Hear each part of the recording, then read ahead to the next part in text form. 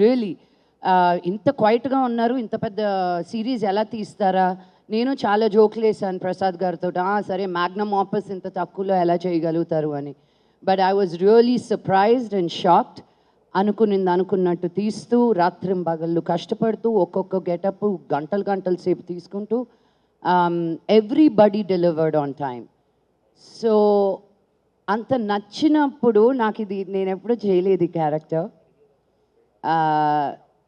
చాలా భయం వేసింది, బికాజ్ ఇక్కడ నేను తుమ్మినా దగ్గినా మా నాన్న పేరు మా తమ్ముళ్ళ పేరు అటాచ్ చేస్తుంటారు.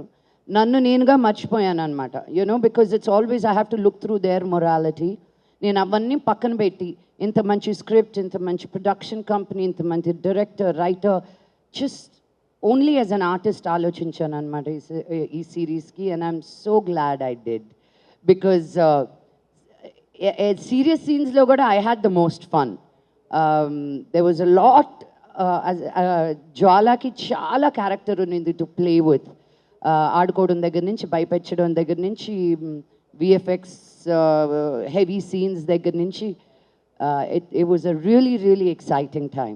ఇంకొక క్వశ్చన్ అండి, అంటే ఇప్పుడే చెప్పారు మా ఫ్యామిలీని ప్రొటెక్ట్ చేయాలి అని. నేను చెప్పలేదు. ఫ్యామిలీ అంటే బయట వచ్చి ట్రోల్స్ గురించి వాటి గురించి మాట్లాడుతున్నాం. అంటే సోషల్ మీడియాలో బాగా అంటే వీ రెస్పెక్ట్ జర్నలిస్ట్ కానీ కమ్యూనిటీ కానీ అందరూ వీ రెస్పెక్ట్ ద మంచు ఫ్యామిలీ.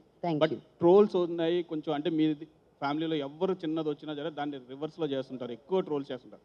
సో సోషల్ మీడియా మీద మీ ఒపీనియన్ ఏంటి, వాళ్ళ మీద? ఏమండి, you can't do with it, you can't do without it. Life ఎలా ముందుకెళ్తుందో దాన్ని అర్థం చేసుకుంటూ వెళ్ళడమే కరెక్ట్. నేను నా కెరియర్ స్టార్ట్ చేసిందే దీంట్లో, టెలివిజన్లో అని. అండ్ సో నేను బిగినింగ్ నుంచి ఐ వాజ్ ఓపెన్. బిగినింగ్ చాలా హర్ట్ అయ్యేదాన్ని, బికాజ్ నేను ఇండస్ట్రీ అమ్మాయిని, నేను మీ బిడ్డని, నేను బయట నుంచి వచ్చిందాన్ని కాదు. నన్ను ఇంకా పూల్లో పెట్టుకొని చూసుకుంటారు అనుకున్నా. ఇంత కఠినంగా ఉంటారు జనాలను మటుకు నేను అనుకోలేదు. మెడ్రాస్లో ఉన్నప్పుడు మాకు ఇది లేదు, బట్ అప్పుడు సోషల్ మీడియా కూడా లేదు. పొలిటికల్గా ఉండడం మాకు రాదు, ఉన్నది ఉన్నట్టు మాట్లాడతాం.